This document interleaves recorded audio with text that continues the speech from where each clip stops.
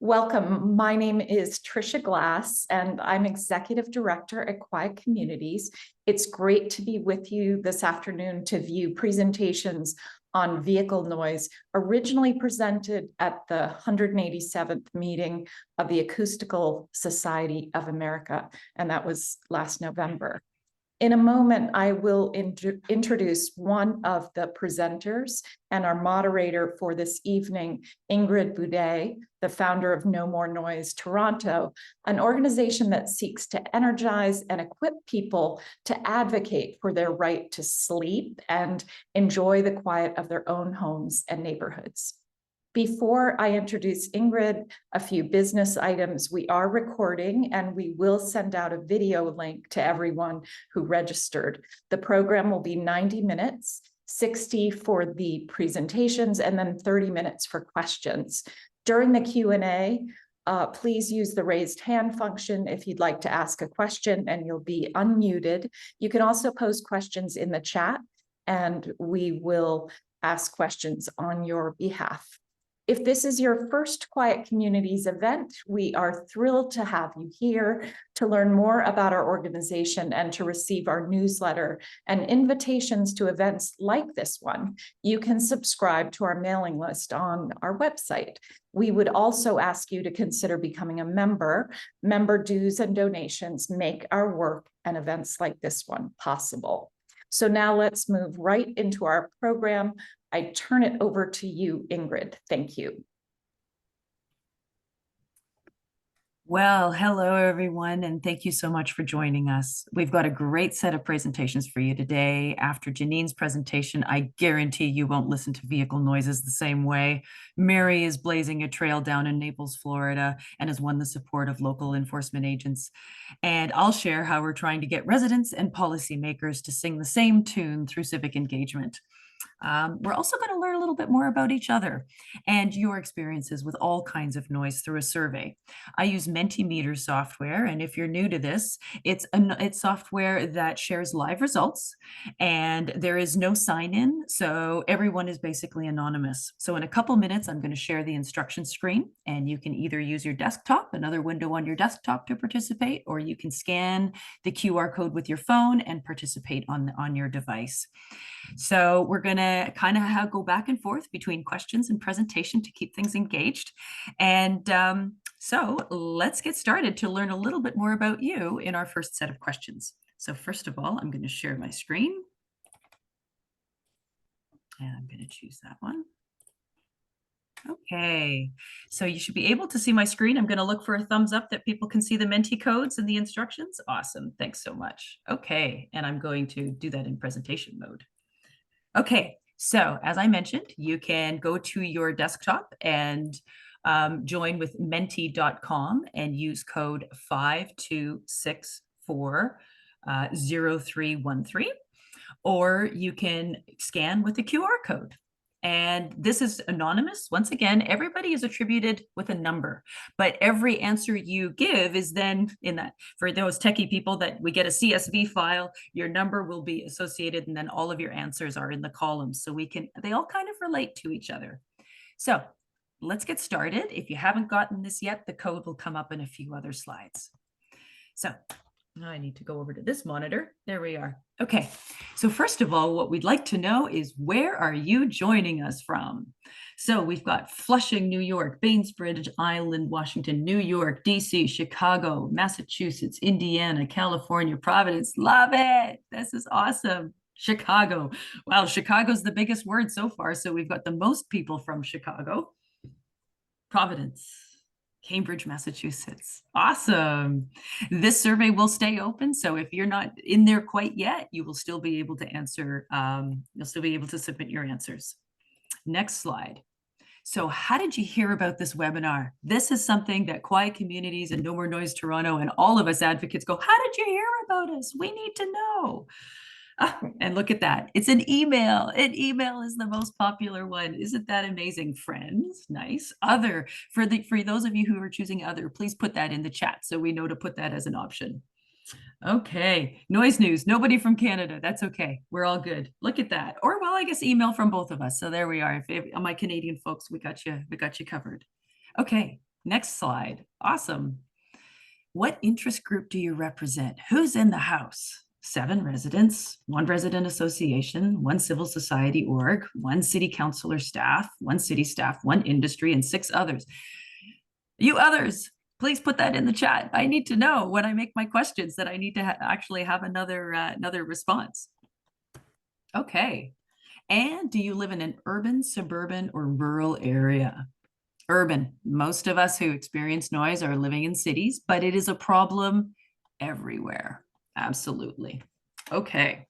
So with that, I am now going to stop that share, and we are going to now switch it over to, I would like to introduce you to Jeanine Botta. And she lives in New York City, and she has researched, written, and presented on acoustic vehicle alerts since 2012. So she knows a thing or two about this. And she's advocated and testified in favor of testing vehicle noise cameras, which we want those, Jeanine. We need you up here in Toronto. And she's done this since 2016, in addition to many other contributions that I would probably spend the next 5 minutes listing. So Jeanine, thank you so much. Over to you. Please share your screen and share with us about your presentation. Ingrid, thank you so much.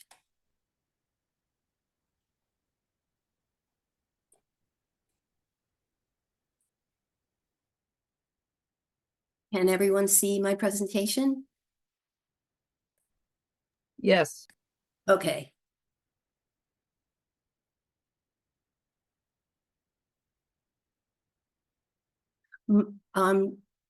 My presentation is automakers can make communities quiet. And as mentioned a few minutes ago, this is based on an earlier version of this was presented at the 187th meeting of the Acoustical Society of America.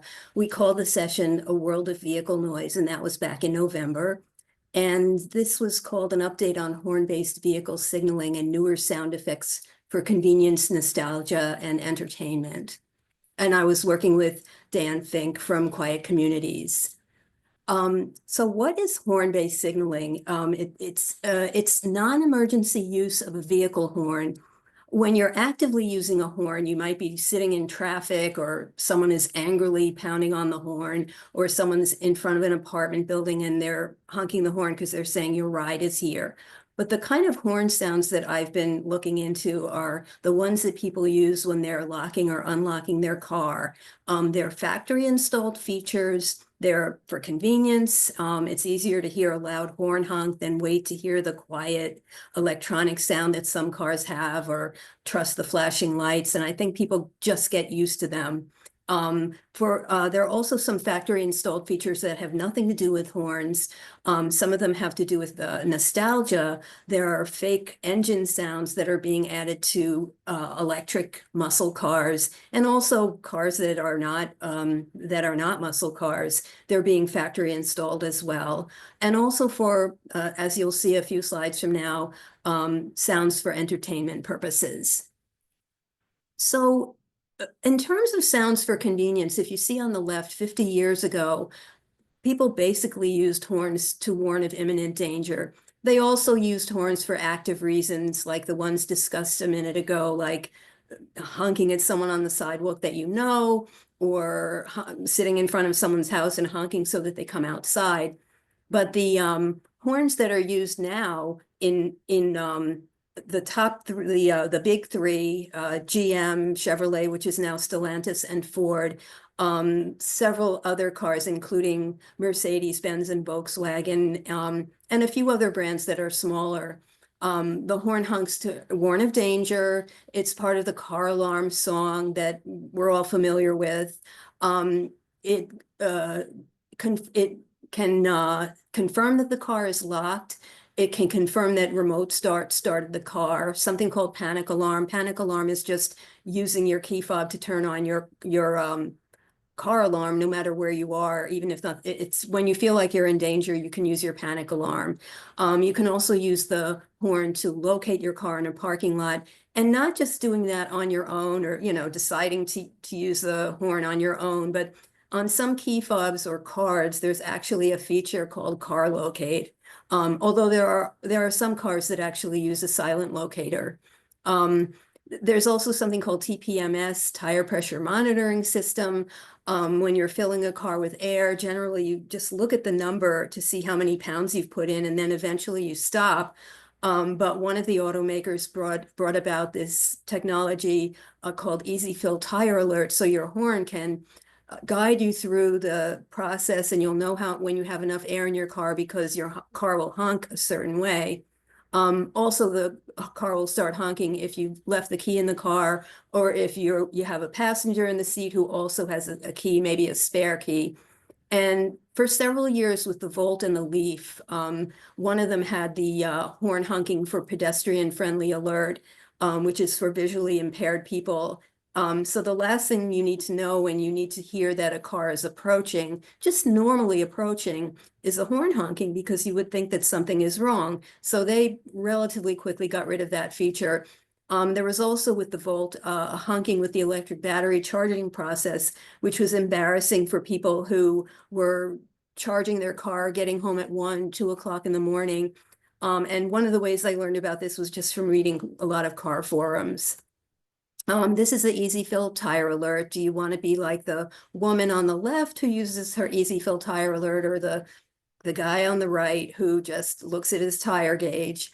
So Nissan created this more than 10 years ago, but I'm sad to say that several other auto brands have adopted this. And Consumer Reports recently said that they thought it was innovative. And for sounds of nostalgia, this usually means some kind of a fake engine noise, whether it's electric or if it's boosting the sound in a quiet car that isn't electric, because most cars have become quieter over the years, whether or not they're electric or hybrid. So in terms of entertainment, this is the main one that comes to mind.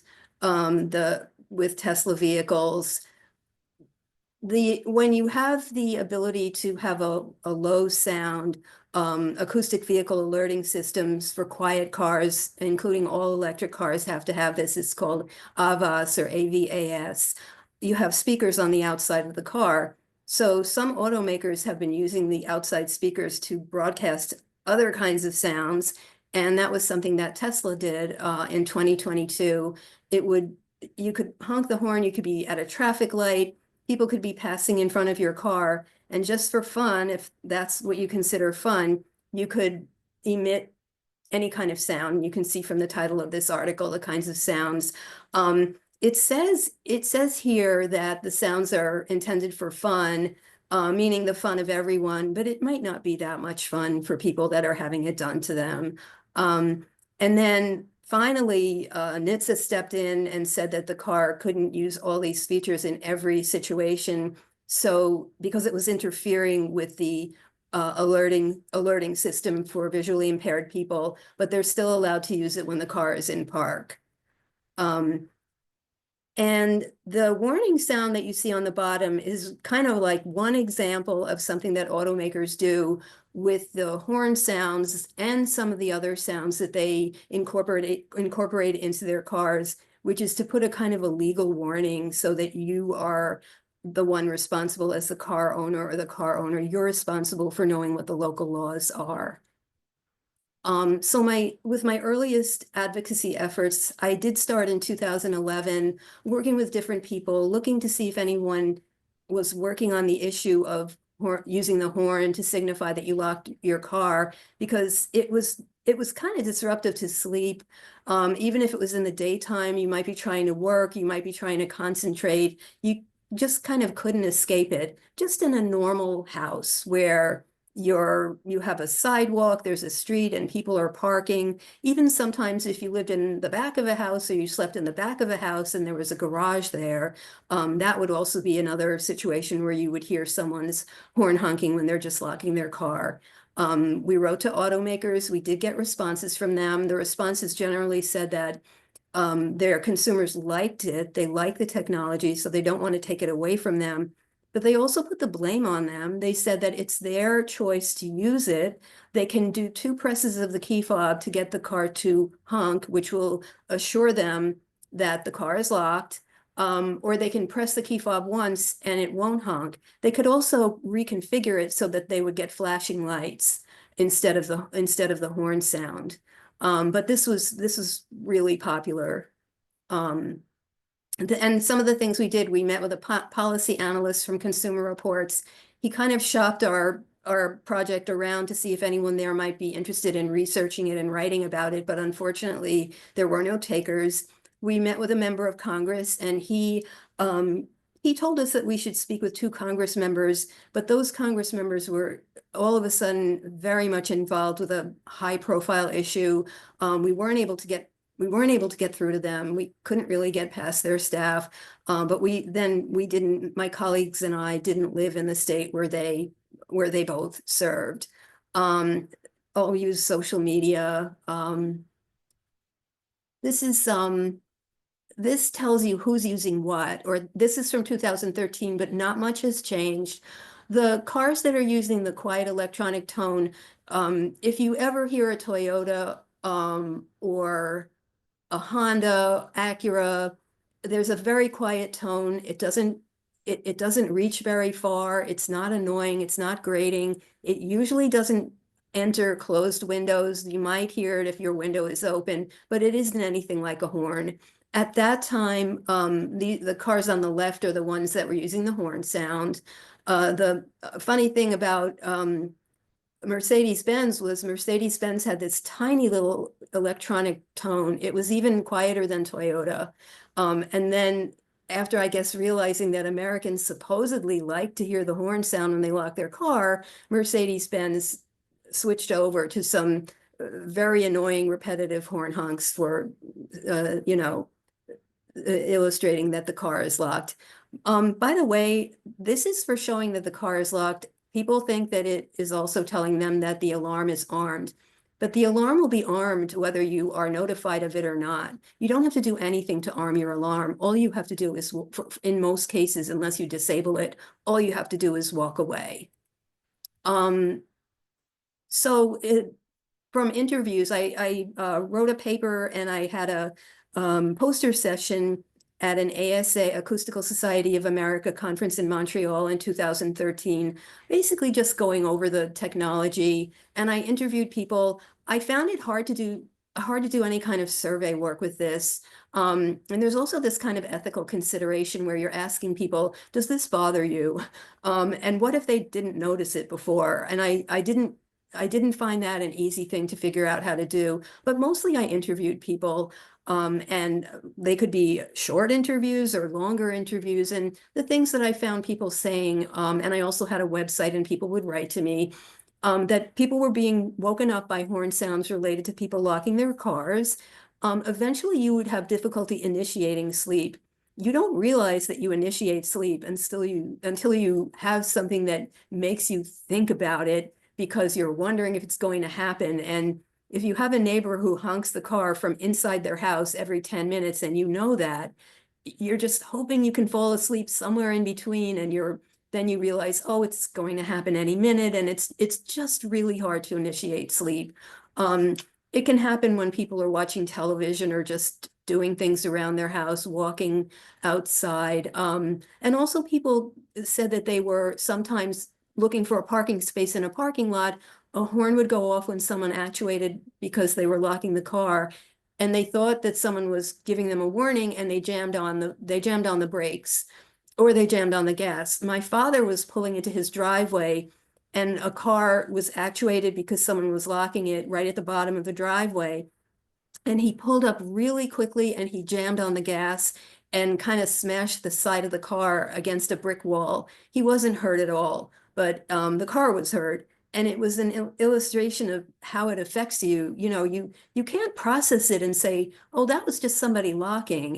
Your brain processes it for you before you can process it. So people speaking with neighbors said that they had mixed results.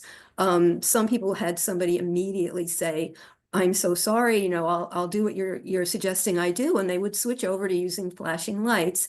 Some people experienced retaliation, including one of the people I interviewed for my poster session poster, including retaliation with frequent horn use, which sort of, and speaking with neighbors is something that frightens people, and that's why I never was able to do that. And some people took great care to educate and work with the people who shared the space with them. And all of this gave a new understanding about how close we live to cars. Now, Quiet Communities, in one of its summer newsletters, has a piece about a Quiet Communities member who had one of those projects I just spoke about, where he spoke with his neighbors, told them how to switch to flashing lights, told them that it wakes people up. I think he also put up a sign, quiet zone. I would be afraid to do that too, but I've heard of people doing that with success. But this is like more than 10 years after I started researching this and wrote my paper and spoke to people, including people who were speaking to their neighbors, and it's a big project. And I just think that people shouldn't have to go through this. I don't think people should have to do this to get peace and quiet and people to lock their cars without honking a horn. People say, and people believe, including noise activists, that there's no federal noise regulation since the Office of Noise Abatement and Control was defunded. And that's true, but there is noise regulation that has to do with cars. This is the Uniform Vehicle Code. There's a line in here that explains that how a horn is supposed to be used. And the driver of a motor vehicle shall, when reasonably necessary to ensure safe operation, give audible warning with the horn, but shall not otherwise use it. End of story. A lot of the state regulations are based on the Uniform Vehicle Code. Not every state has a noise, anything in here with the regulations related to horns. Not all of them have horns, but these here are the states that do mention how the horn can be used, the legal way of using a horn. So most local sound ordinances don't specify horn-based locking. Some say it's based on interpretation, the horn use with locking your car. I say it's not, because of the Uniform Vehicle Code and because of some of the state codes. I would argue that it's not. There's no known challenges in court. And I read about one local effort to regulate the use of this feature during inspections. He did not succeed. He spent hours writing a letter to me about everything he did and everything he thought I should do, because he was retiring from this role, as he well deserved to do. Some residential complex managers will put it in a newsletter that they're asking people to stop using it, and there are different outcomes for people who ask their neighbors to lock quietly. And let's see. I think I already mentioned this about the warning with the Cybertruck, and that you're supposed to pay attention to the laws. There was a case recently having to do with using a horn as a means of expression. And the judge in that case mentioned the use of horns for non-emergency functions. So this is it's almost like a precedent of someone actually saying, no, there's a specific use for horns and it's limited and there aren't any exceptions. So the future of discordant vehicle sounds, it seemed that automakers had no interest in reducing noise through changing this technology.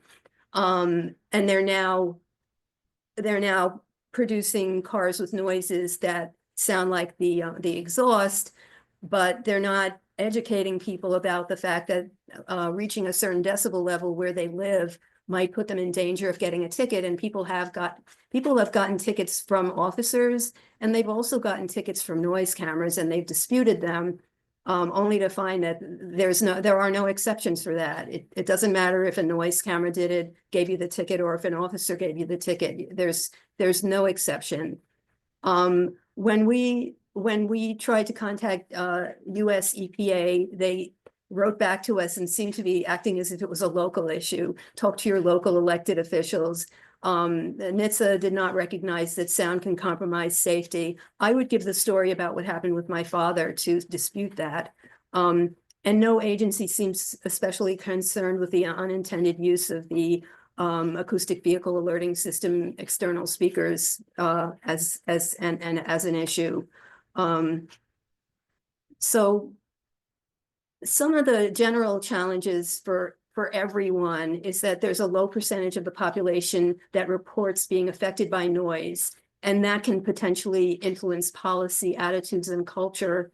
And a lot of this seems like it's sort of petty, but it really shouldn't matter. People who report noise, I try not to say complain, because you're not a complainer. You're giving a report when you report that noise happened that shouldn't have happened. But the word complain does come up. And people who do report or complain about noise are sometimes perceived as elites and cranks. And noise annoyance is framed as a personal and psychological issue rather than what it actually is, which is a health risk in many areas. So that's my presentation. Thank you so much for listening. And I want to say a special thank you to Arlene, Dan, Carl Robb, Ted Reuter, who's no longer with us, Colin Ruff, who helped start Silence the Horns, and he produced our wonderful video. And last but not least, Quiet Communities and Right to Quiet Society. Awesome. Well, thank you so much, Jeanine. So for those of you who, we're just kind of going around listening to cars, and I've been looking at the chat. Yes, modified mufflers. Yes, angry noises. But, beep, beep, beep, beep, beep. It's something that if it comes next to you, and I saw a comment in the chat about someone who's got kids next door, and every time they leave, they honk their horn. Yeah, eventually that's something that can certainly annoy people. Okay, well, so the first, we're going to go back to Mentimeter questions now. So I'm going to start sharing my screen. And the first question is directly related to this topic. So please rank the following convenience noises that affect you. So honk on lock, that seems to be the most that's the most popular one here, and we've had 8 people respond to that. So I think that's passenger car. See, I love the live results. Then eventually you can see things move. I think that kind of just makes it fun for me. Okay, so next slide. So what are the top 3 noise sources that negatively impact you? So you can choose 3 of them. And I think this is what it is all the time. Absolutely loud exhausts. And so while convenience noises nobody's maybe picking them up here, but it's that low level stress that's always there. And I always think about, so at No More Noise Toronto, we deal with a lot of different noises. And when somebody say, oh, well, if you lived in my place, it wouldn't be this, it would be that. No, everybody's noise source is valid to them. And I think that's a really important recognition to make, that if it bothers you, it bothers you, and that's bine. Okay, so I think we large vehicles, dump trucks, yeah, cement mixers. We've got lots of construction going on in Toronto. And hey, big shout out! I see some of my No More Noise Toronto people that have joined me. Thanks so much. You make this all work. Okay. Oh, and somebody put some drawing on there. That's interesting. I've never seen that before. So we're going to move right along. How often are you disturbed by your most bothersome vehicle noise? Rarely, sometimes, frequently, almost all the time.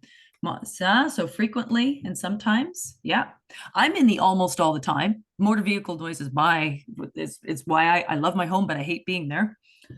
Okay, and rarely. Well, thank you for those of you that are rarely that are showing up here. That's important as well. Next slide. Mary's presentation. So here we go. I'm going to stop sharing. And I'm going to introduce Mary. So Mary Tatigian. I said I wouldn't mess it up, and here I am. Mary. That's okay, Mary Tatigian. You're Yeah. awesome. She is chair of the Quiet Communities, Quiet Streets program and a member of the Quiet American Skies team. Mary, you've done great work down in Florida, and I know a lot of people here are going to be interested to hear what you have been able to accomplish down there. So over to you. Yes. Thank you so much. Okay, can everyone see my screen? Yes. Great. Okay, well, thank you, Ingrid, for the introduction. There we go. Hang on here. So I started Quiet Florida about 4 years ago due to the incessant noise from modified mufflers and low, loud, frequent aircraft. We started using social media to reach out to others, and during that time seeking guidance and assistance, I joined Quiet Communities, where I became their program chair for Quiet Streets. So this presentation is about modified exhaust on vehicles, and they are illegal in most states, I think all states. Not everyone knows, but modified exhaust, a lot of times they remove the catalytic converter and also cut or delete their muffler. So you have an air and noise violation. The Clean Air Act of EPA, recognizes the air pollution. And then, of course, the noise violation, I know in Florida, ours is 80 decibels. Anything above that is a violation.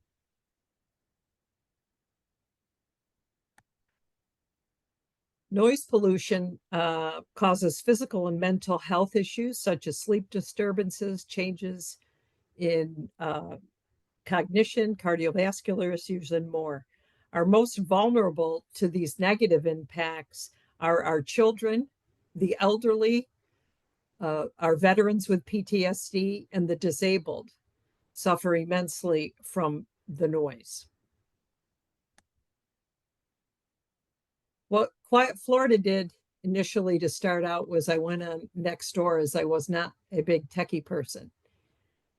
So I went on Nextdoor, and a few other people, we joined together, made a Facebook group, and have grown quite extensively. I have over 600 on the Facebook, and about 250 on Nextdoor. And of course, my work with being the program chair with Quiet Streets to get the message out that the modified exhaust, the air and noise pollution, is a huge problem.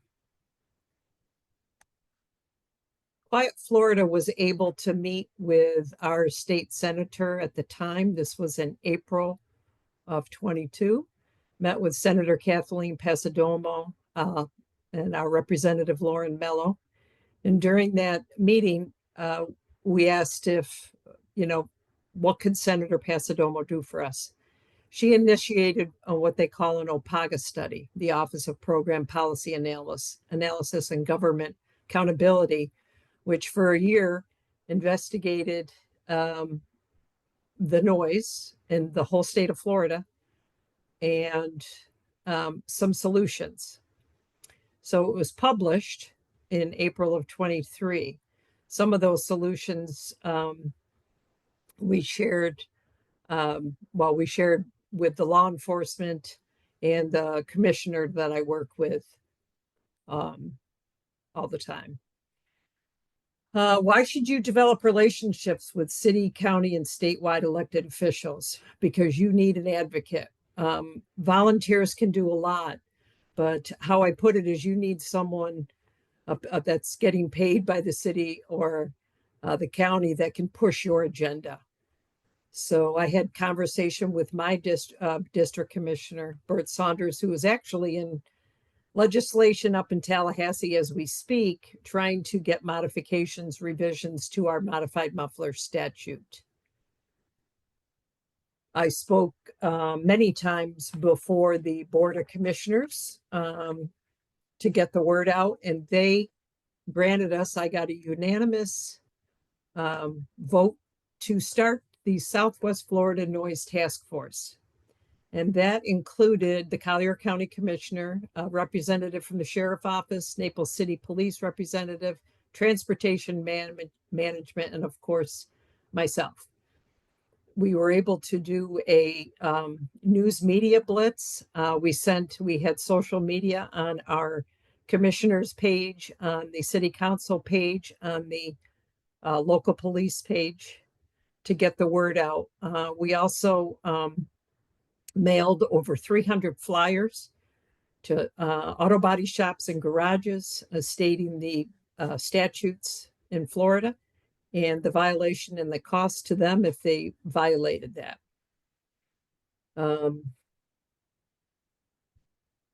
We spoke directly to the Florida state legislation to revise the modified muffler statute last year. Unfortunately, we didn't get anything last year, so we're hoping this year. Our ask is, because the statute it limits the police officers, as I've delved into this over the last 4 years. It basically states that the violation is 80 decibels. Well, police officers can't hang a noise decibel meter out of their car window as they drive or stand on the street. And I've asked for noise cameras for 4 years, which we don't have those yet. So we're asking for plainly audible. Plainly audible is something that we use in Florida that it's based for car stereo, your radios in the cars. If a police officer is 25 feet or less away from the vehicle, can hear your car radio, you could get a ticket. So that's what we're asking for. This is an example of what we sent to the body shops. You could, use in your local municipalities or cities. It's a flyer that we then sent out to the 300 auto body shops and garages, and we asked them to post it in their windows or in their somewhere in their offices when people enter. Something else I'm a big advocate of and there's 2 or 3 different companies right now that are making these noise cameras. Some are farther along than others in their way to ticket. There's many cities using them. Miami Beach is using them, but only to collect data. At this point, we aren't allowed to use noise cameras to ticket, but New York City is. That's one of the cities that is using it to ticket folks. Florida's state legislation, like I said, that's where we're at right now, encouraging local officials to make changes at the state level. Like I said, working with law enforcement, the modified muffler statute needs to be very clear, and so law enforcement can enforce more efficiently. These are the 8 steps to a quieter city. There is an updated version of this now on our website, on the Quiet Streets program on Quiet Communities website. Start a movement. That's what I did. I reached out to neighbors and people within my local area. Very important to understand your local statute. Cultivate a key ally. Mine was my commissioner, but it may be someone else for you that can push your agenda. You need to speak up. I went to multiple before I was granted the Southwest Florida Noise Task Force. Probably 12 times I spoke before the commissioners. I used a PowerPoint and I educated them. As a registered nurse, my focus has always been health. So I educated them on the harm that these loud mufflers, the air and noise pollution, was causing our community. Grow a network. Again, I went before the commissioners and they unanimously voted to allow us to form the Southwest Florida Task Force. Like I said, it took 10 or 12 meetings, but we got there. Enlist law enforcement. I worked very closely with a lieutenant from the sheriff's office in the traffic department. He educates his officers, and they do modified muffler stings on occasion where they set up at different locations. We're able to ticket that way. I also contacted media. So I have 2 or 3 media personnel that when I'm going to speak somewhere, or when we're having an event, or when we're going to be discussing this, I ask them to be present. Also, when I was at the county commissioner's office, speaking before the county commissioners at their meetings, we have the news reporters there to report on anything. So that's how I started to become familiar with them. And so now I have them on I text them and say, this is where I'm going to be. I'm going to be at City Hall. I'm going to be at the commissioners meeting. We're doing an event, a modified muffler sting. Please join us. So that gets the word out. I've been at this for 4 years, so it does take time. I have seen progress, and I'm hoping that I can let you all know that we had a win in legislation. I'm waiting to hear the good news. So thank you very much for joining us. And I'll turn it back over to Ingrid. Well, thank you so much, Mary. You give us hope.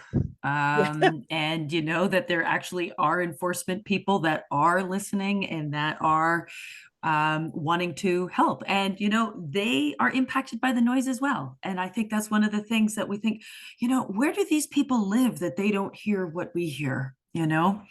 So I think it's, I think you've made great progress, and thank you so much for sharing those 8 steps to how to make a quieter city. Those are awesome. Thank you.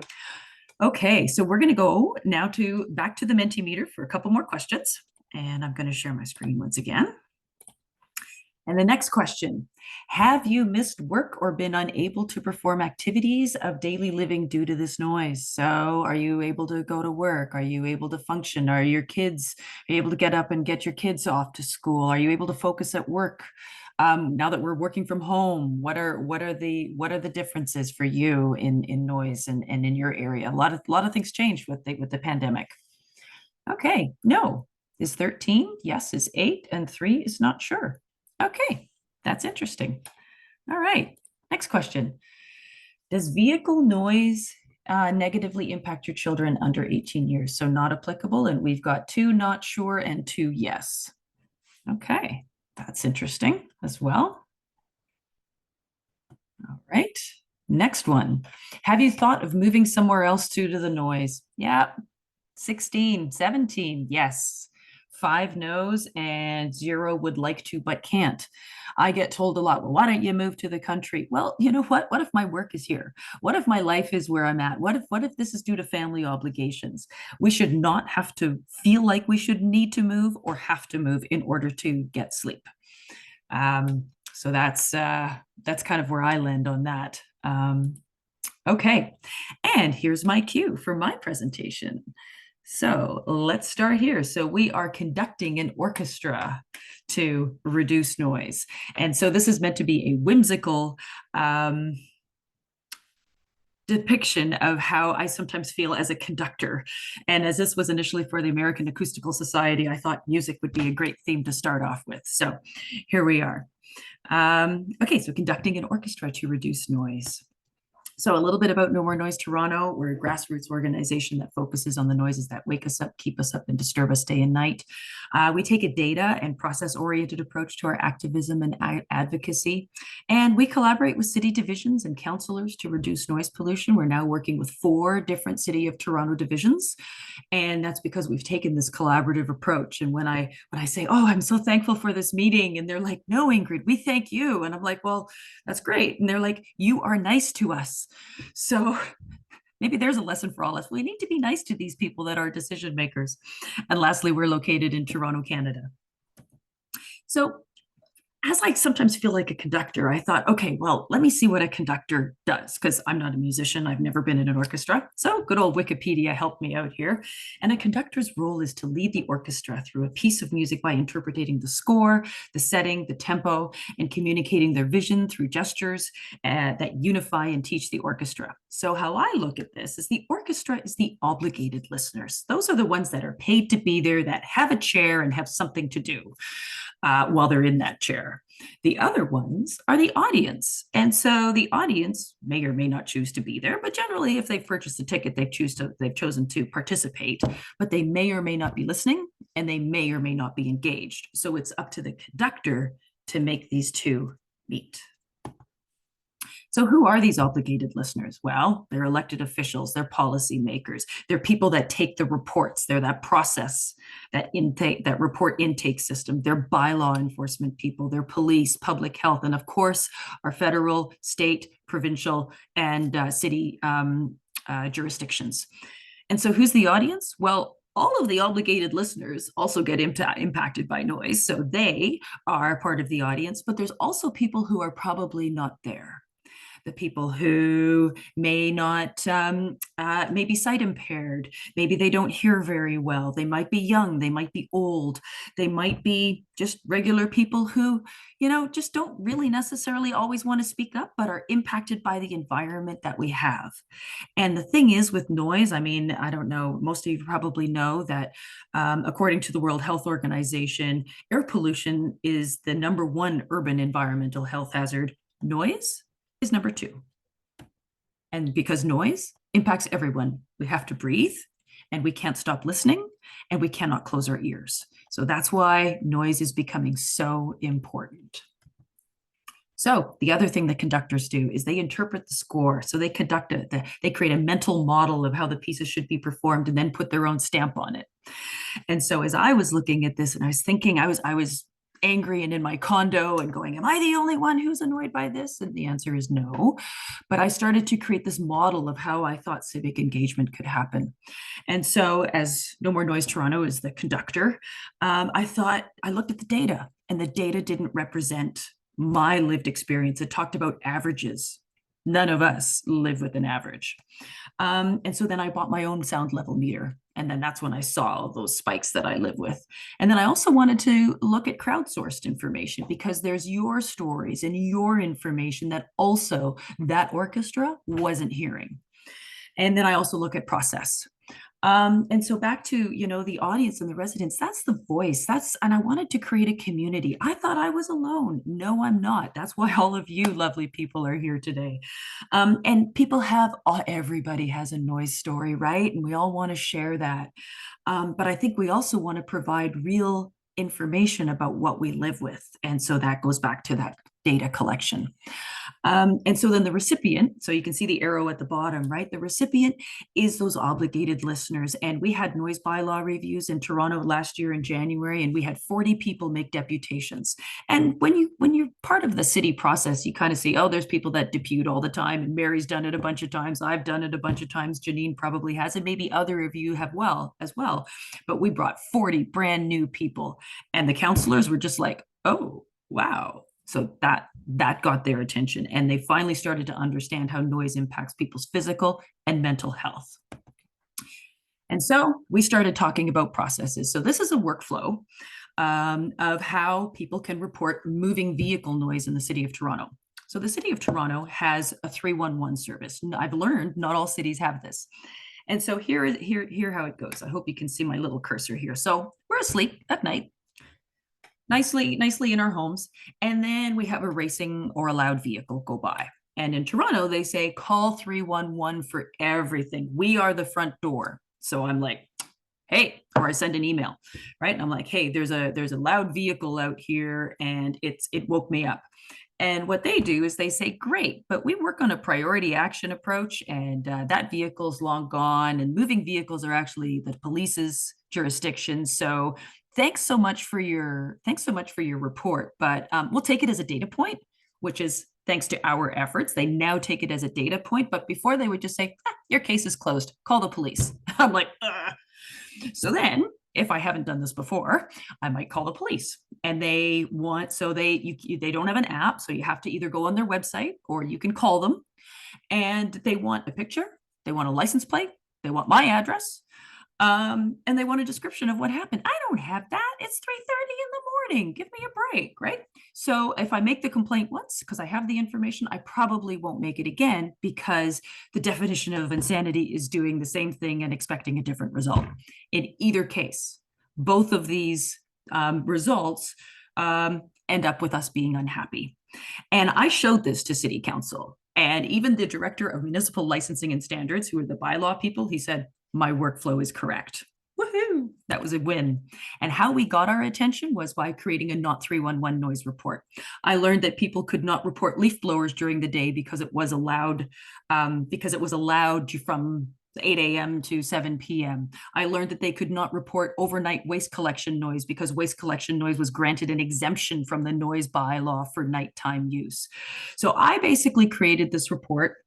I use Esri functionality, if anybody knows GIS systems or geographical information systems. And what I learned was that through my phone, you could create a survey. I could create a survey that you could make a noise report and you could see your dot on the map. And that was finally, like, rather than that workflow before where you don't see anything, you have no results.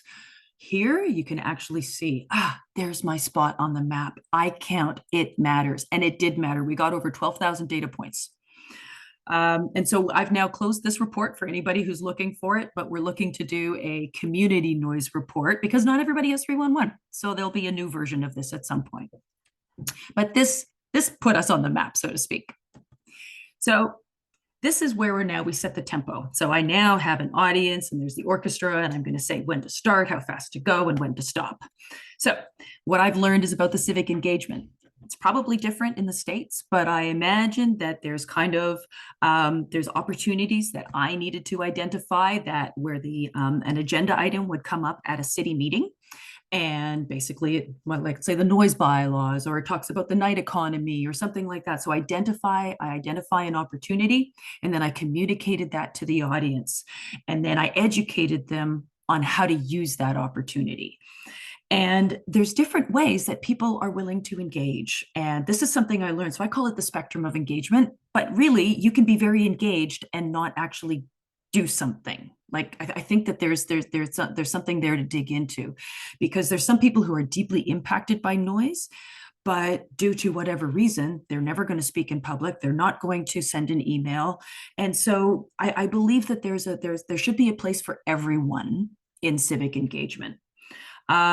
And so the whole idea is, you see the arrow going from right to left, is that this goes to the public meetings and the public consultations, and people need to show up. Back to Mary's point, you need to show up, you need to speak up, and then so that these people will listen and then they will act. Because if we don't show up, they don't know it's an issue. We can think they know, but they don't know. You need to show up and do something. And as you can tell, the conductor uses their hands to convey dynamics, emotion, expression, speed, and beat. And each conductor has their own unique style. So even though I'm not Italian, I think I have some of that in me. And I'm trying to make it fun. I try to make it light. I try to make it engaging, because some of us are so impacted by noise that we're close to tears most of the time. And so this is how we've created a brand of No More Noise Toronto, with the headphones and, welcome to paradise is kind of sarcasm. And so far it's worked, which is kind of fun. So then conductors help the orchestra perform as a unified whole. They synchronize entrances, control the relative volume of each group, and shape the sound of the ensemble. And so this is where we're starting. You see the arrows at the bottom, right? This is where we're starting to create connection and build those relationships and have accountability. And that's where the audience needs to be accountable to say, hey, that community, we're going to show up, we're going to do something. And if you equip me, I will do it. And there's one person who's deputed a number of times in No More Noise. And he basically says, Ingrid, it's one of the hardest things I've ever done. But when I did it, I felt so much better and it was rewarding. And now they're a regular deputer. They regularly speak in front of committees. But this is the way that obligated listener, those policymakers, are going to understand the impacts. And that's what's going to make them analyze the processes. Because if you have a bad process, you cannot make good decisions from bad data. And if you don't have a good process, your data is instantly not valid. And so then they need to make improvements, and we need to keep showing up in order for them to keep doing that. And so then the conductor also teaches the orchestra. So before a performance, conductors work with the orchestra in rehearsals to teach them the score and their interpretation. So this is how I look at, this is how we're pushing the information up. I'm engaging the audience. They're getting to know that, yeah, there are health impacts of noise and how you can speak up and when those opportunities are. And finally, to give agency, because one of the outcomes of noise, negative health impacts, is induced hopelessness. Right? You just, it's like, what can I do? There's nothing I can do. And so then it's really easy to get into that pit. And we want to elevate and we want to lift people out of that pit and give people on that spectrum of engagement something that they can do. And so we do that through our meetings. I have this month and a half, I have 22 online meetings to engage people for Toronto Public Health coming up on April 1st. So that's how I educate people through that way, and also in events. And so these obligated listeners, they need to understand those health impacts of noise. And by hearing it from people, that resonates. They also need to understand the extent and exposure. People think that if you live, and I think that's why noise has become more of an issue now, is because before maybe those quiet leafy enclaves didn't really have it. Maybe it was the leaf blowers, but now those modified mufflers are everywhere. You can hear them from kilometers away, and construction's happening everywhere. I have people tell me that in their beautiful, nice, quiet residential neighborhoods, it's one house after another that gets construction. And once we're sensitized to one noise, it's like suddenly it's like the whole our ability to handle it gets up to here, and we're not so good at it anymore. But I'll stop there. So it's also about extent and exposure and equity and climate. So noise impacts the people in the lower socioeconomic scales the most, because they tend to be in louder areas. They also tend to not have air conditioning. And when it's loud, I'm lucky enough, I can close my air condition. I can close my window and turn on the air conditioning. They can't. And so that's also a climate issue, because we're increasing the use of fossil fuels because the modified mufflers are loud. We're increasing our air conditioning use, and we're going to have heat islands, and that's going to make everything worse. And so if somebody doesn't have air conditioning and they can't self-cool, they are not only susceptible to heat exposure, but noise exposure, which both can kill. And so finally, the songs that we want people to sing, both the audience and the orchestra, is that we want them to understand that noise is defined as unwanted and or harmful sound. And I want to do a special call out to Quiet Communities, Quiet Coalition, and Dan Fink, who was a part of the change of the definition from noise is defined as unwanted sound to adding that and or harmful. I may choose to go to a concert and get my ears blasted out by 110 decibels, but it's still harmful, even though I wanted the noise, right? So that's an important distinction. And the other song that I would like everybody to sing and know is that noise is, first of all, a public health issue. Secondly, it's an equity issue. And thirdly, it's a climate issue. And none of us have an escape from any of those. So with that, I'm going to actually escape out of this screen and go back to the Mentimeter. Let me just go to that and go to the next slide. So we talked about making complaints to your local agencies. So here's a question here. Are you able to submit complaints about loud vehicles? I called it complaints. I'm guilty. Should have been reports. I'm sorry about that. Are you able to submit reports about loud vehicles to an organization who is supposed to enforce the laws? Yes, no, not sure. Many of us aren't sure. And I think that is really something that we need to understand is the basis. Is there a place that you can submit a report? And then what's the process behind submitting that report? Okay, next slide. Thank you. 25 people are participating right now. Woohoo, that's awesome. Okay, so if you were able to do that, was your complaint addressed to your satisfaction? Not applicable, no, and yes. Well, I'm very happy for the 2 yeses. That's awesome. But usually it's a no. And if they didn't, I guess you didn't report, right? Not applicable, didn't report.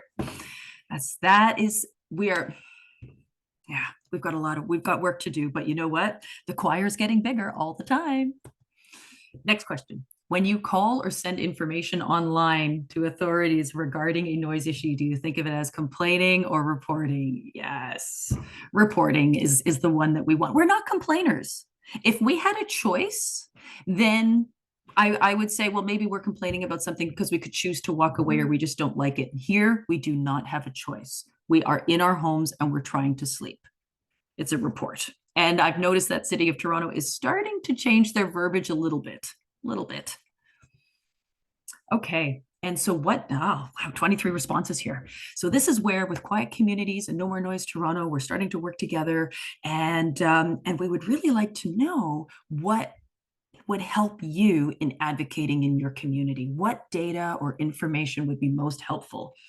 Noise camera data, statistics on volume of complaints over months, years, health concerns. Yes, information about the health impacts. Lots of information now on health impacts of noise, and Quiet Communities got some stellar people on board that can share information with you. Legislation, having large organizations backing so it will be prioritized. I did see some comments in the chat about today's political topics and that there's a lot of noise out there. And I agree with that. And that's where I think that even if we don't see changes because there is all of the other activities, we're raising awareness, and you need to raise awareness in order for changes. Awareness and education are the first steps. Noise measurements, ways to submit recordings, videos. Yes, we are actually starting to build. No More Noise Toronto is building a way that you can anonymously report loud vehicles to a jurisdiction. So stay tuned for that. Direct phone contact. So I'm not going to go through all of these, but I'm going to press spacebar and let's just see what Mentimeter says, and then we're going to hop over into Q&A. Noise measurements, 14 responses. Health impacts, 4. Legislation. Successful examples, yeah. Economic impacts. Okay. All right. Is there anything else? A couple more comments here. Okay, excellent. So I'm going to escape out of that now, and I'm going to stop sharing. And I'm going to, okay, well, everyone, we are now going into the Q&A part of today. So we're going to take questions both through the hands up functionality and also through the chat. So there's people that are looking at the chat because I can only look in so many places at once. And so they're going to kind of synthesize the questions, pull out questions, and ask them on your behalf. But I'm also going to take questions through the hands up function in Zoom. So if you're in full screen mode at the bottom, and I'm going to just pull up mine. So at the bottom, kind of in the middle, you should have a react or raise hand. And that's what you can do. And I see you, Ellen, that's awesome. You can raise your hand that way, and that bumps you to the front of the screen. And I can already see that Ellen is up and Matthew's up. So that's fabulous. So we'll take a couple questions from online, from the room, and then we'll take a couple questions from the chat. So I just ask you, while everybody has a noise story that they want to share, please be succinct. Ask a question. If it's to Jeanine or Mary, please let us know, or myself, please let us know, or somebody else at Quiet Communities. We'll do our best to answer. And so let's get started. Okay, so I see Ellen. So I'm going to start with online for 2 questions, and then we'll hop over to the chat for 2 questions. So Ellen, I'm going to send you a quick little note. Are you able to unmute and ask your question? Yes, I've unmuted. I just want to make sure you can hear me. Absolutely. Mm-hmm. So I live in Massachusetts in a community where the leaf blowers basically go from March until December, like literally 6 o'clock, Christmas Eve, 6 p.m. leaf blower. And I have had several noise-induced concussions. I tried to speak to neighbors, talk to municipalities, and so I'm just kind of wondering if there's research on like as annoying as the beeping can be from a backup truck, it's usually fairly quick. Whereas leaf blowers literally in my town can go on for like 6 to 8 hours at a time, back-to-back landscapers. So I'm wondering if research on the difference between that, 6 hours is the, 1 minute, 50 seconds, 10 seconds. Yeah. Yeah. I don't have any data on hand for leaf blowers, maybe Quiet Communities, because actually Quiet Communities started with lawn care, quiet lawn care. So I would say check out the Quiet Communities website. Mary, I heard you chime in there? I do not. I was just thinking of if Trish was on, they might be able to answer that. I Yeah, would think Ing- so. I'm going to ask Trish or Rachel to put a link in the chat for you there, Ellen, and have a look at that. So we're going to move on then to Ingrid. Matthew. Ah, yes. Hi, Ingrid, thank you sorry, I for, get, oh, go can ahead. can I just take a stab at answering Oh, Ellen's there she question is. quickly Jamie's before on. Hey, Matt awesome. talks? Come on Yeah. in, Jamie. Yeah, so Ellen, we've done a lot of work in this area. It's been very, very difficult to, especially with small businesses. And we can talk offline about it. There's lots of reasons, but it's so distressing to communities. There is we've published a couple of papers on the characteristics of the noise from leaf blowers. So we're happy to send you those. There is quite a lot of research on the impacts of chronic and repeated noise on anything from psychological health to cardiovascular health. So if I could, I just encourage you to drop an email, just because we want to, move on and get to people's questions, and happy to continue the discussion.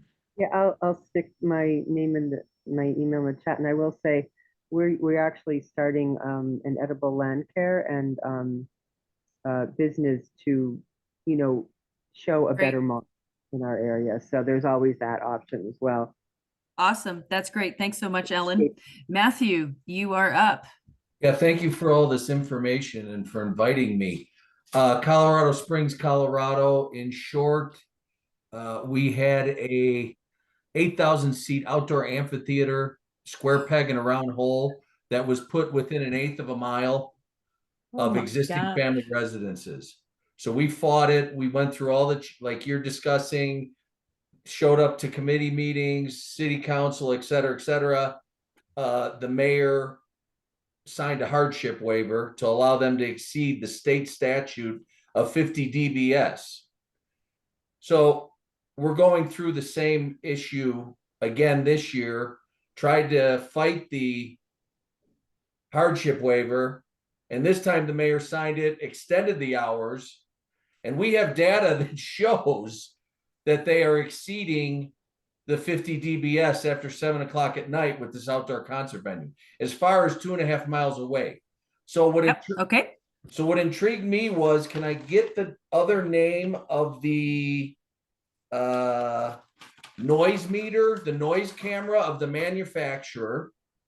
Because I think that would be relevant for our cause.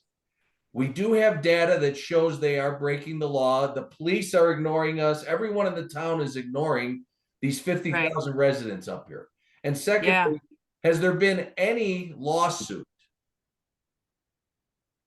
brought against the city in this type of situation? I'd like to read the briefs, because that was done twice with a judge here in Colorado, and he had dismissed both based on it not being ripe because the concert venue was not built.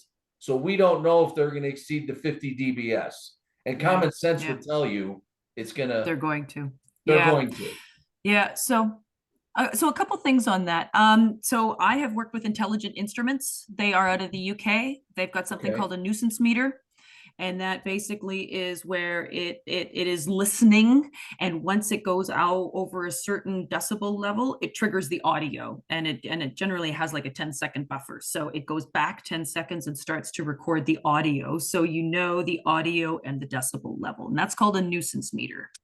And Intelligent Instruments is the company that does that. There might be others, Mary, if you want to jump in with some of your sound level meters. But I'm just going to quickly address the litigation that has come up a lot. I personally don't know, and I'm very happy if someone from Quiet Communities wants to jump in and answer that question. But litigation comes up over and over and over again. I hear someone in the background. Arlene, go ahead. Thank you. Since I probably had the first lawsuit over 40 years ago, in which a judge ruled that noise is harmful to health. Do any of you know about that lawsuit? I do not. Do not. I've published landmark research on the effects of noise on children's learning, where we found elevated train noise affects children's learning. And by the sixth grade, they were nearly a year behind in reading. The important thing about that study is after it was published, we were able to get the transit authority to quiet the tracks next to the school and the Board of Ed to put acoustical ceilings in the classrooms. And now I want you to guess, when the rooms were quieter and I came back to do a second study, did the children do better? I know you're all going to guess yes. The point is, the importance of that second study was that you could do something about the noise. And you want to know when I did that first study? 50 years ago. And New York City responded by correcting the problem. And here we are talking about what we can do in our cities to correct the problem. The ways are there. It's the will that is lacking. If you go to Grow NYC in New York, which is a city website, so that's why I'm recommending it, grownyc.org/noise, you will get many publications. But as far as legal actions, I have served as an expert witness in the United States, in Canada, Ontario, and as Ingrid knows, I'm half Canadian, so that's appropriate. New Zealand, and in many cities in the United States. So there are lawsuits, and it's not that I was an excellent expert witness. I'm not going to give myself credit. I'm giving the judges credit. The judges were able to articulate that noise is harmful to health, starting with this first windmill, you heard me, windmill case. A man built a windmill in his backyard. But should you go through the states, I've served as an expert witness, Montana, Wyoming, yes, there's noise there. So there are cases in which judges have ruled that noise is harmful to health. I applaud those judges. And the literature on the effects of noise has increased considerably from the time I did my landmark research. And I've also done the effects of aircraft noise on people in New York City. So the key thing is the literature is plentiful, linking noise to harmful health effects, as Ingrid brought out. We do have legislation in various cities, but the problem is it's the enforcement.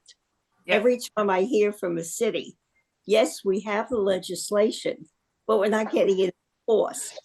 And I got into some disagreements with the mayor of the city of New York, no less, in which I said, if you don't enforce the law, it's not worth the paper it's written on. Absolutely. I don't think he was pleased with me, but he did apologize a few weeks later.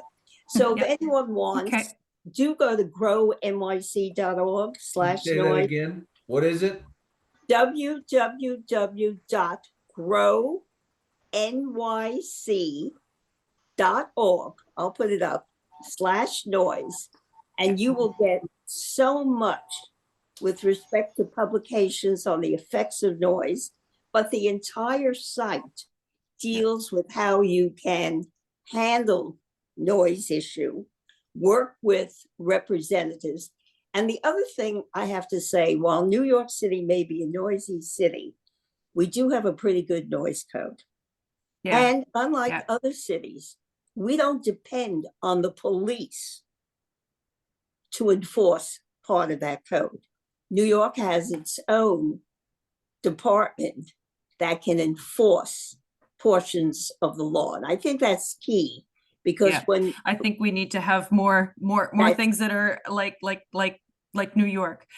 We've got some questions in the chat, Arlene. So can we? Thank you. I'll put that info. Thank you, Arlene. Awesome. Opportunity. Thanks so much. Thank you for this session. It's always a pleasure to have you on. Okay, so a couple questions from the chat. So Trisha, do you have a question? Well, one question is for Ingrid and Mary, perhaps, is do you notice any difference, Mary, particularly where you are, related to enforcement for modified mufflers versus cars?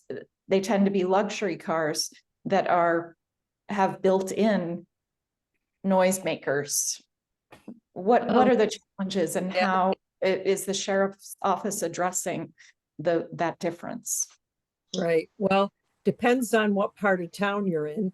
Down on Fifth Avenue, where there's quite a bit of money in all the shops, they get the Maseratis or all these Porsches that are loud. So they are having trouble with that. We can see. So anyways, they're having trouble because it's OEM, original equipment manufacturing. So if it comes to the car comes that way where it's loud, it's difficult for the police officer to penalize or ticket. Now, out in the county where I live, it's more rural. We get the modified exhaust; those can be ticketed. Mm-hmm. So there is a difference of location in the town. Right. So it's not exactly equal opportunity ticketing. Then it seems to favor. No, they're warning those people. Evidently, they state they're warning the people for the original equipment manufacturing. But so car manufacturers are actually making cars where they have a button or you can slip a tab or something up and it goes into sport mode or track mode and it makes it louder. That should be illegal. I don't know why they're doing that, because every state has a modified muffler statute. So that could be going upstream. Those would be the people that we'd want to target. We're working on it.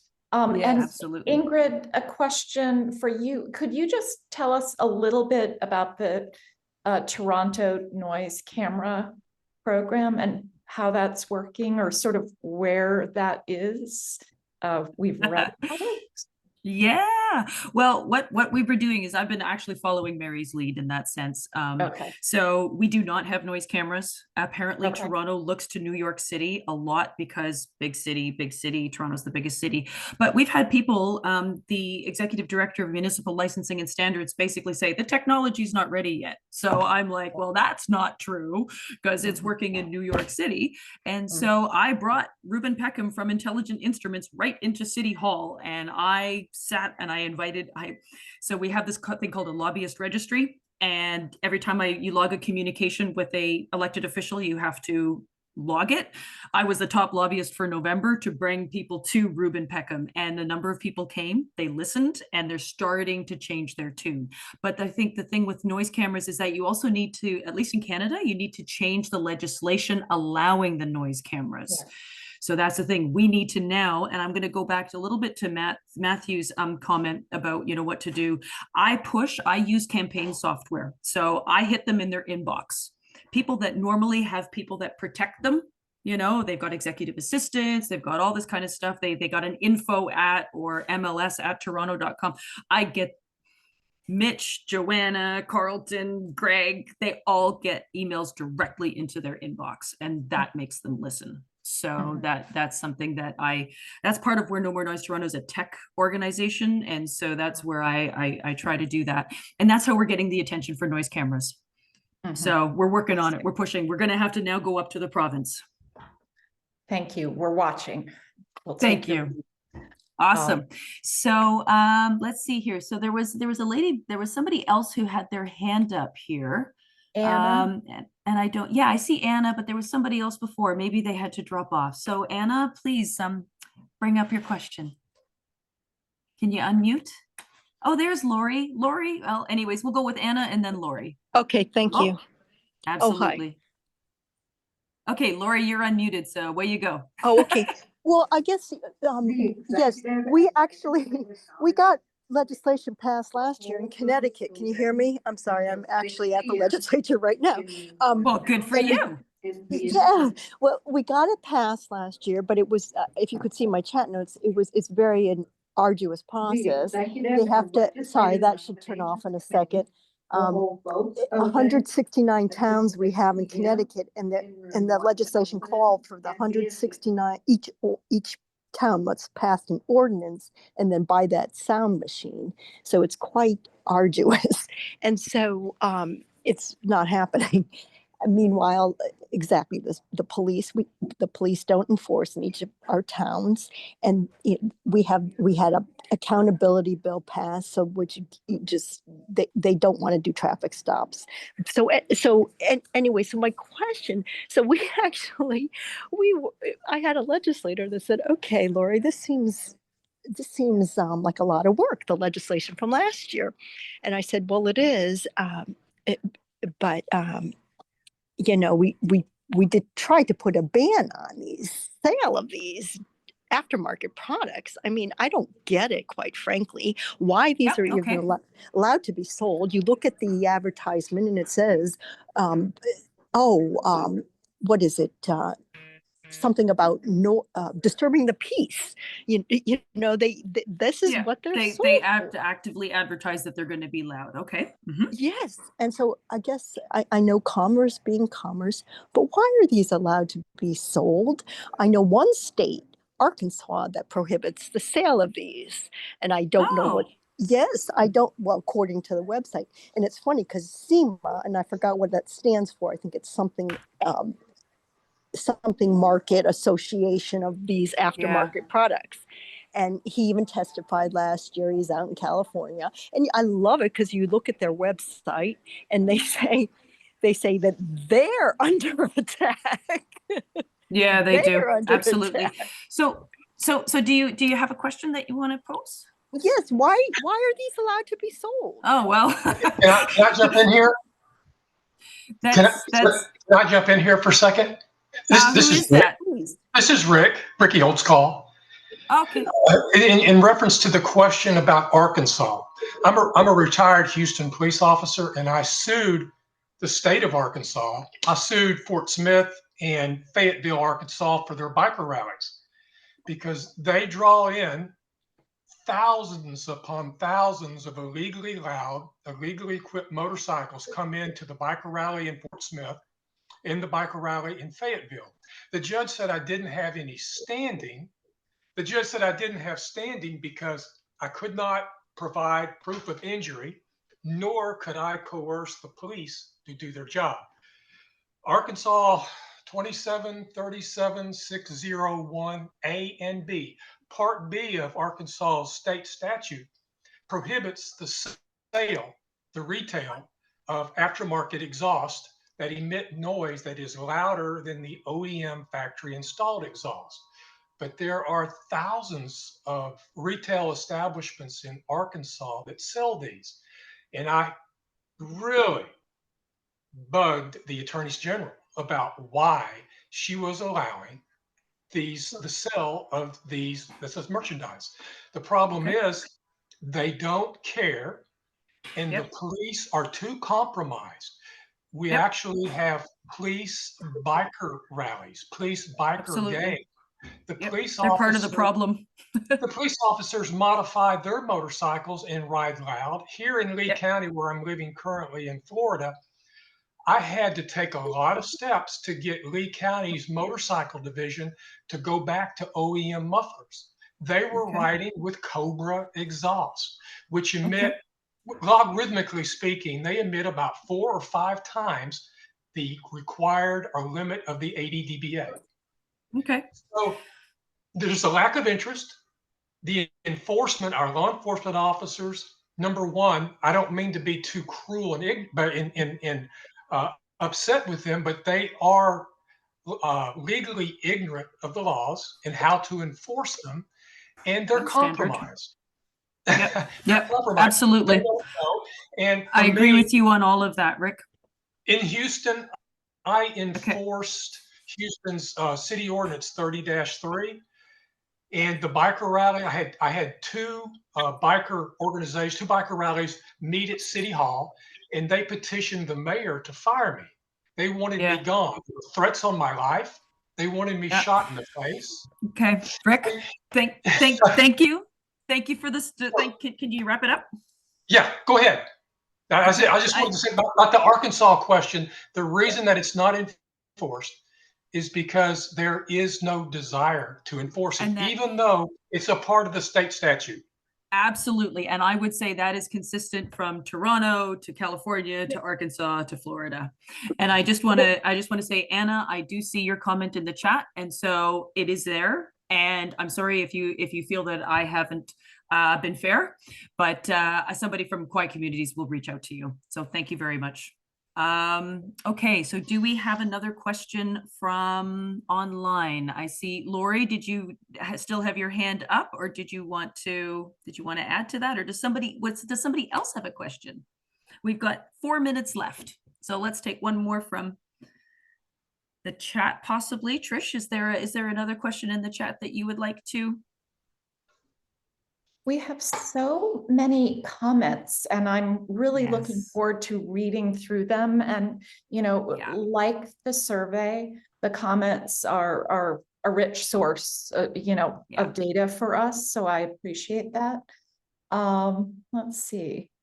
I guess one question is whether, in addition to sharing a video of this presentation, if we will be able to share slides. I'm very happy to share the slides, and we can keep the Mentimeter open for a little while. I can keep it open for like 2 weeks, and then that would allow people that weren't able to participate this time around. And as far as I understand, they do have accessibility features, so I certainly hope that works for everyone. But yeah, I think maybe we might be safe to just then kind of possibly wrap it up for at 5:27 here. So I would say that, like this was about vehicle noise, and I want to thank, Quiet Communities for spearheading, for creating a community, because that's the first thing we need to be, is we need to be a community that's organized. Everybody else is organized but us. The noisemakers are organized, the club owners, back to Matthew and his amplified sound, and the leaf blower people, like all of those groups have organizations and associations and professional lobbyists that lobby on their behalf.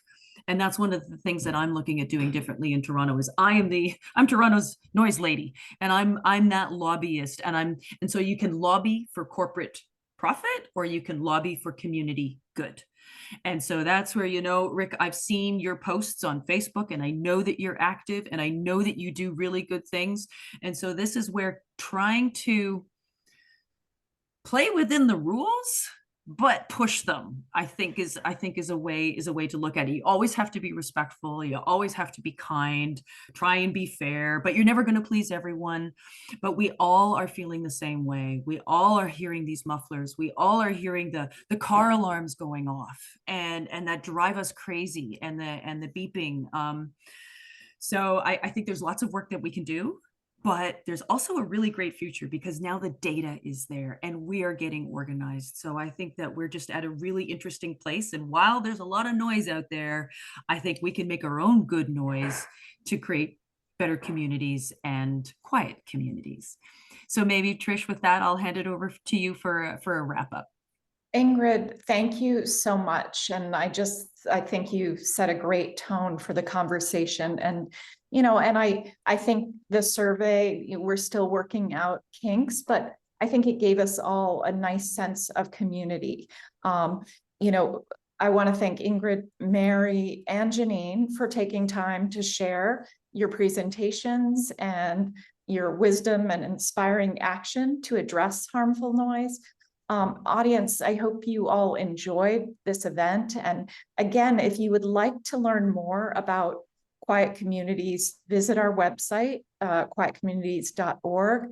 Please consider becoming a member. We rely on member support, and that's the way we can grow this movement. We also invite you to check out nomorenoisetoronto.com to learn more about Ingrid's work. And follow both of our organizations on social media. And the other point, the other way to grow this movement is to share newsletters, emails, and information with your communities, you know, and with your social media communities as well. Send questions to Quiet Communities at info@quietcommunities.org, and we'll do our best to get back to you. And thank you again for joining us. I wish you all a peaceful evening. Together, let's make the world a quieter place for all. Thank you. Yeah, Trish, could I just say Thanks, one thing? Yes, Trish? Mary. Yeah. So anyways, a lot of it, my slides were about Quiet Florida because that's where I had initiated my progress. But about 6 months ago, we started our Quiet Streets program on Quiet Communities. So I encourage all of you to please join us there. We're building on it, and our goal is to have resources. So you're able to go there and find out what the news is, if there is any lawsuits, what we can do, what you can do in your city. So, and success stories. Quiet Florida has been a bit of a success story. So we're building off of that. But I encourage you all to please join us on Quiet Streets. Thank you Thanks, so Mary. much. We're Yeah. lucky to have you. And yes, Thank you. when you visit our website, please go to Yeah. the Quiet Streets program Yeah. page. Thank you. Good night, Awesome. everyone. Thank Good you, night. everyone. Wishing you all a good sleep. You Thanks, too. Take Ingrid. care. Bye. Thanks, everybody.